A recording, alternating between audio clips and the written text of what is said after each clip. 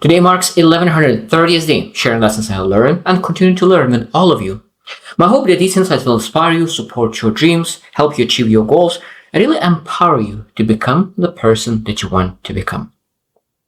Today is the last day that I'm staying in Serbia, in Belgrade, and after today, Serbia will be my past. Today I'm moving to Albania, and will live there for a couple of months. But I was thinking today, Serbia will be in my past, so really would love to today discuss about the past. Because last couple of days we're sharing about the future, but I think that we always need to reflect on the past constantly. Because our past is changing, because we are changing. And today we'll share 10 basic elements of the past and what you're supposed to know about the past. Because it doesn't matter what happened in our past, we're able to use for our own benefit. And that's what we need to understand. We understand, how that past is benefiting us. So number one, your past is shaping you, but doesn't define you. That's such a beautiful statement. That means that I think that a lot of times we make a mistake, I failed, something really bad happened, or maybe even good happened. But it doesn't define us. If you had a massive achievement, it doesn't define you either. It shaped you. And you can ask, how did it shape me? Did it shape me for more achievements? Did it shape me to achieve something? If you failed, how did that shape you? What kind of things you gain from it? Because again, this is you. This is you who shapes yourself. I really love the picture where there is a muscular guy is chipping off the fat from himself, because that's exactly what we do. We shape ourselves with small chips. And a lot of times it's coming from the past, because we're able to reflect and say, this doesn't work for me. Okay, let's cut that out and really get to the future. Number two is growth comes from reflection. That's what I said. That growth comes from reflection. So that means experience, then you reflect, and that is growth. Experience plus reflection is growth. Experience without reflection is no growth. That's why so many people, including myself, sometimes I repeat the same mistake over and over again, because you didn't add reflection on that experience. And what happens when you don't reflect on experience? It means that you didn't learn, and because you didn't learn, you will repeat exactly the same mistake. So reflection is the key. That's why so many people say, when you get older, you become wiser. And I love what John C. Maxwell says, that's not correct, not always. Because age comes automatic, but growth is manual. So it means that if you do not reflect on your own experience, if you do not seek experience and then not reflect on experiences, there's no growth. There's no wisdom. So it's very powerful. So that means you seek experiences, seek reflection, and seek growth and wisdom. Three is it's okay to let go. It's okay to let go. So that means that it could be grief, it could be disappointment, it could be hurt, it could be so many different things that there isn't a past. And it's okay to let go. I think that sometimes we don't want to let go because it seems that the person that hurt us will be let go, let loose, and I will be forgiven, even though that it was not right what they did. But I think that what I learned that forgiveness and letting go is not about other person. Letting go and forgiveness is about you, about yourself, being able to be free and have inner peace. And forgiveness gives inner peace. And that's why that no matter what happened, maybe that you yourself hurt yourself. And sometimes you need to let go of that as well and be able to forgive yourself for all the things, all the choices you made. Because when you take full ownership of your life, full responsibility, so you realize that the decisions that you made led to very bad outcomes. And sometimes we need to be okay to let it go. Let go the time you wasted, letting go money that you wasted, letting go the energy that you wasted. It's not easy because that is a sunk investment that you put on. And the easier to let go, the faster we're able to have inner peace. Number 4 is perspective is everything. I really love that. I really love that. That sometimes when you have very, very narrow perspective, we see just one small corner of the problems, small past thing. But if you're actually able to really walk away, look around, and start to see that there's so much more angles about the things that you experience that maybe you didn't see before. So perspective is very, very powerful.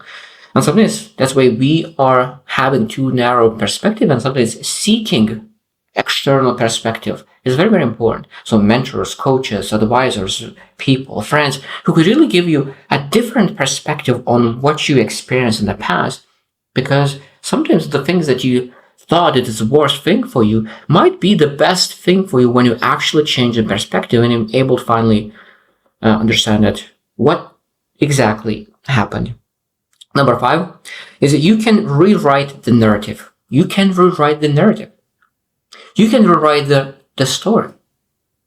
That means that you don't change the facts as facts, but now you're able to start focusing on things that really matter. Because sometimes we're focusing on the negatives, but now we say, okay, like I want to change that. I want to really rewrite story with the positive in mind. Because everything, I truly believe that there's nothing what happens to us doesn't, like everything has a plus in that. So when you rewrite a narrative of the story, now you're looking not just about negatives, but you start looking into what are the advantages, what are the benefits, what are the positive things out of this experience. And you are able to rewrite the narrative. You have the choice. It's a very powerful choice. Number 6, mistakes are part of the journey. Mistakes are part of the journey. One of them, my favorite mentors once said to me that so many people see me on the mountain of success, but they do not understand that the mountain was built on failures. So the amount of failures lead to success.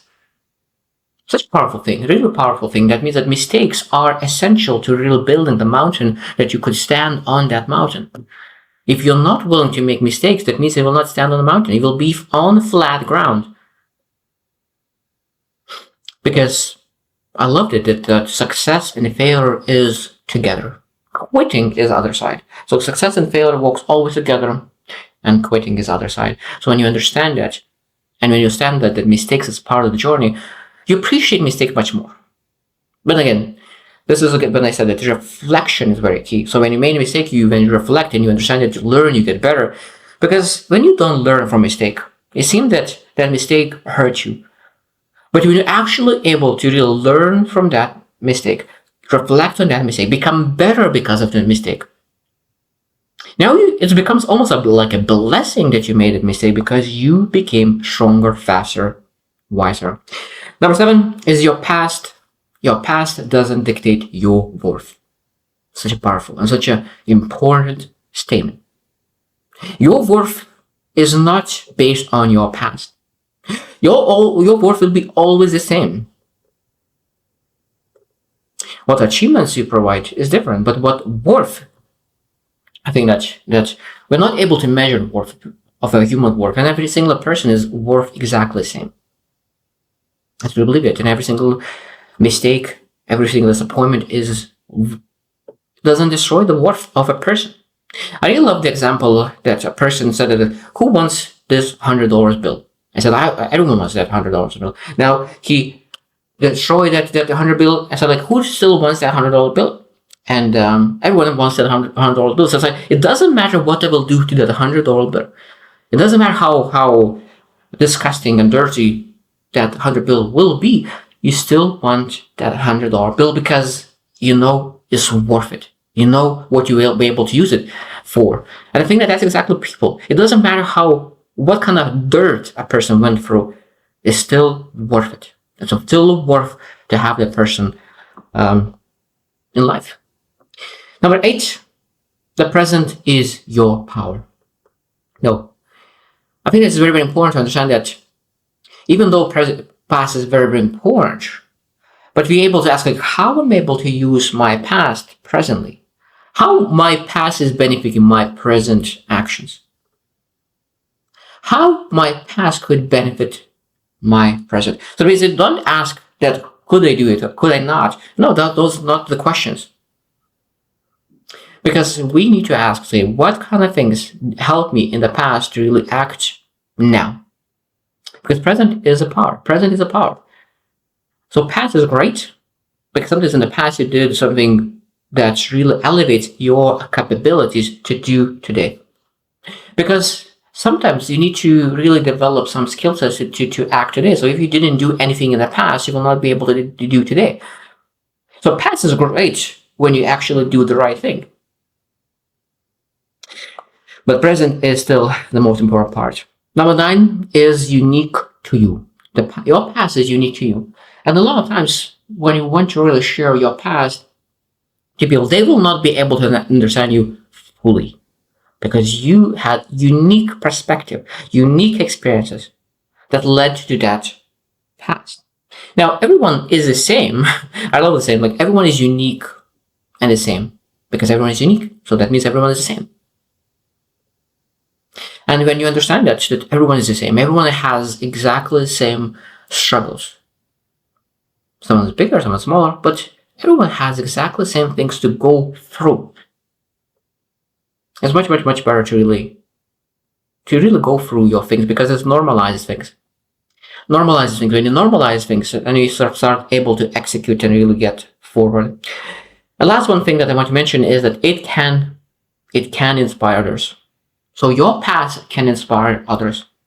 So that means that when you actually look at what kind of past you went through, I think that I admire all these people who went through adversity and choose to use that adversity to persevere, to build themselves, to really build character, and move mountains.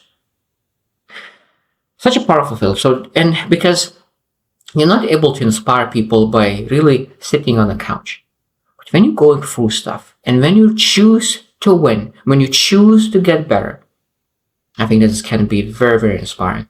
So your past, no matter how difficult, no matter how good it is, because I love they're saying that if you want to connect with people, share your struggles. If you want to inspire people, share your struggles. And that's just one of the key parts when it really passes, is really can inspire other people to really make a difference in other people's lives.